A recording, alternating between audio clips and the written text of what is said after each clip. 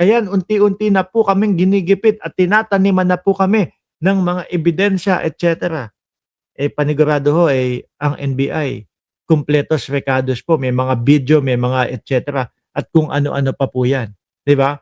Bago sabihin ni Defensor na sila ay ginigipit ng administrasyon ni Pangulong Bongbong Marcos. No? Kagaya ho nito, puntahan muna natin mga kababayan. No? Si dating Senador Antonio Trillanes po. Kay Trillanes na ba? O, ito. 186. Pakinggan nyo. Base po kay SPO4 Arturo Las Cañas na original member ng Davao Death Squad, ito po ang salaysay niya dun sa 186 page na affidavit niya na sinubmit niya sa ICC. Pero sandali lang, maputol ko lang ho mga kababayan.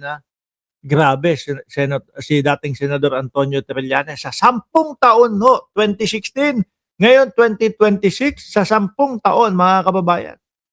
Nung binasa ni De Lima yung mga transaksyon, binasa ni De Lima, no, ni Congresswoman De Lima, yung mga transaksyon sa harap ng AMLAC, AMLC, 18, 18 out of 18, tugma po mga kababayan.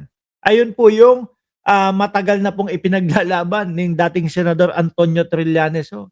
Kaya nagugulat ako doon sa mga iba eh.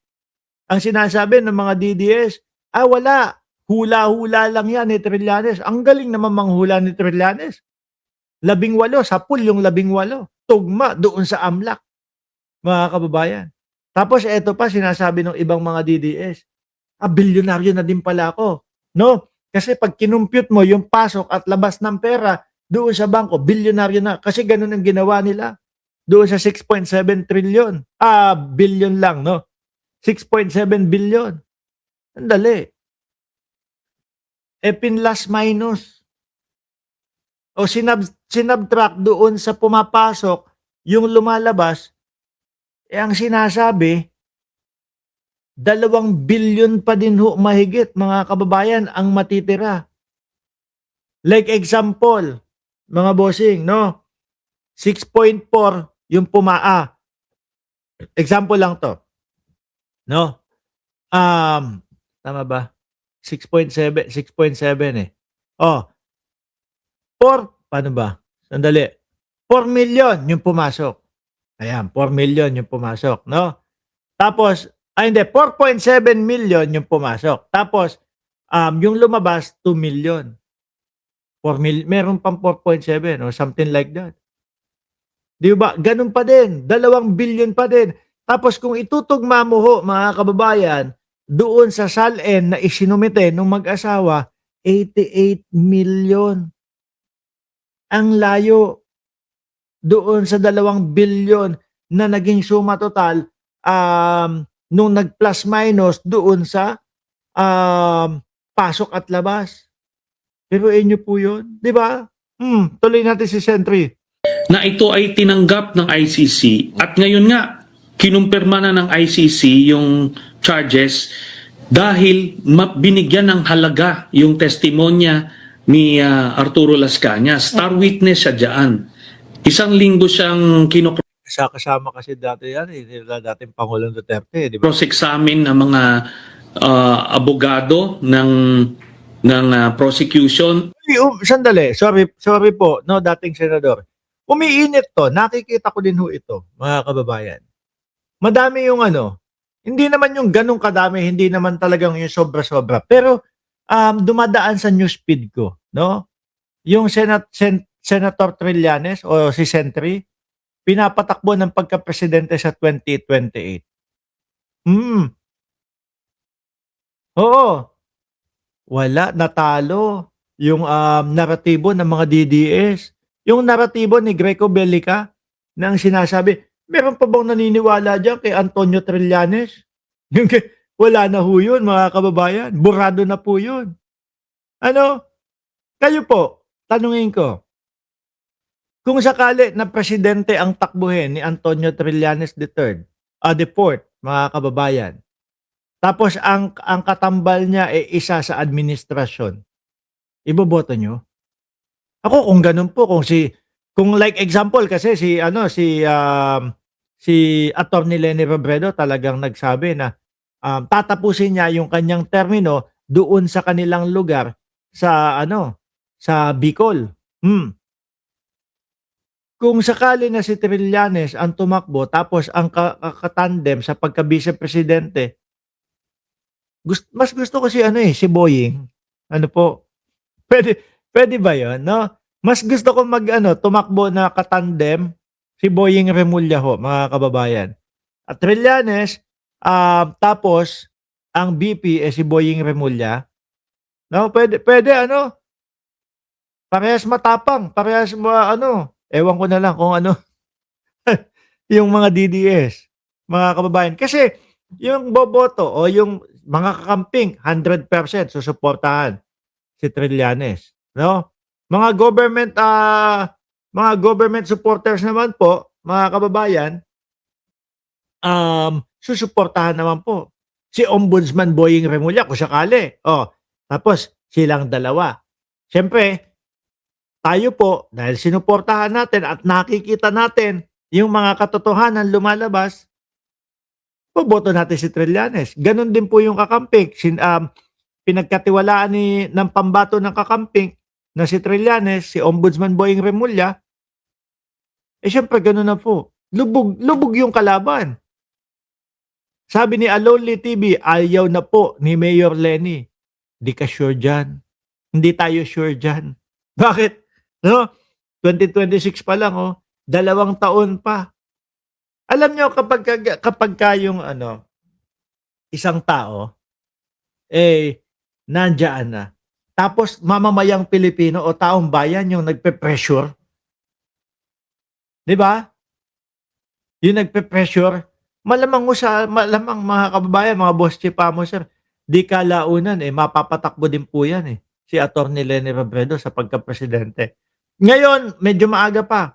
Pero kapag lumapit at tumitindi yung pressure ng mamamayang Pilipino sa kanya, malamang mapatakbo pa din po natin yan. At yung mga court-designated lawyers para kay Duterte, at ang suma nila, lahat yung sinasabi ni Tony Las Cañas ay totoo. So doon po sa pahina, sa affidavit na yon, sa ilang pahina doon, lumalabas na itong si Sammy Uy, ang kapartner ni Michael Yang at ni Charlie Tan, doon sa kanilang drug cartel, doon po sa Davao City, na ang kapartner... Dati tinatanggi nila yung mga bank accounts, no? Ngayon, no, mga kababayan, tanggap na nila. Ngayon po, okay na sa kanila. Bakit to? Nagkukwenta na sila Kinukwenta nila, ganito, mali naman yung kwentasyon kasi, mali yung pagpapahayag doon sa mga Pilipino. Ibig sabihin, totoo talaga yung bank accounts, mga kababayan. Tapos, yung mga ano tawag dito, pagpasok at labas ng pera doon, yun po yung mga isinend ni Trillanes. So sa madaling salita po, yung sinasabi niya na nakakatanggap ang mga Duterte ng malaking pera doon sa Sammy Uy, posibleng totoo din po. Partner nila ay si Digong Duterte. So si Digong Duterte ang nagbibigay ng proteksyon sa kanila, sa mga drug business nila, Shabu Laboratory sila, tapos inuutusan din niya yung Davao Death Squad para patayin yung mga kompetensya nung kanilang illegal drug business. Isa din po yan na nahayag, mga kababayan, na alaman natin ang katotohanan dyan. O di po ba? Na yung tokhang-tokhang nila, pang-front lang. Ang talagang nangyayari, yung mga kalaban sa negosyo, yun yung mga binabanatan. So yan po yan. Tapos nung naging presidente na si Duterte, in-elevate din yung kanilang mga stature. Ginawa nga economic advisor si Michael Yang. Nakita nyo mga bossing? Tapos pinasok na nila yung iba't ibang pagkakakitaan pa, to include yung Farmally during COVID, tapos pati yung Pogo. So ngayon, lumawak yung kanilang sakop. Bukod pa riyan doon sa illegal drug trade business nila, kaya nga tone-tonelada yung pumapasok sa customs nung panahon ni Duterte. Hindi nangyayari yan before, no? Panahon ni Pinoy, hindi nangyayari yan. Hindi nangyayari yan ngayon sa panahon ni President Marcos. Ito, nangyari lang. Yung pagpasok ng tone-toneladang droga Yan yung mga magnetic lifter. Ano po? sa Pilipinas through customs nung panahon ni Duterte na supposed to be, siya yung galit na galit sa illegal na droga. Kaya lahat ito ay na-establish. Tsaka mantakin nyo mga kababayan, no? Kung sakali nasa iba, sa iba yung magnetic lifter na yun, kung hindi sa kanila, mapapaisip ka no? Ipapasok ko ba to sa Pilipinas? Mahigpit dun Kasi yung Pangulo ngayon doon sa Pilipinas, ang laban niya, mahigpit talaga ang pakikipaglaban niya doon sa sa ipinagbabawal na gamot. Ipapasok ko kaya ito? Ngayon, sobrang lalakas po ng loob ng mga nagpasok noon sa panahon ni dating Pangulong Duterte, mga kababayan.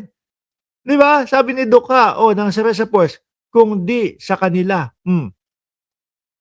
Kaya talagang lumalakas yung kutob ng mamamayang Pilipino, kanila yon. Kasi, napangalanan sila. Sino ba ang maglalakas loob na pumasok o gumamit ipinagbabawal o mag-push no ipinagbabawal nung panahon ni dating Pangulong Duterte? Kundi yung mga nakakakilala lang sa kanya. Di ba?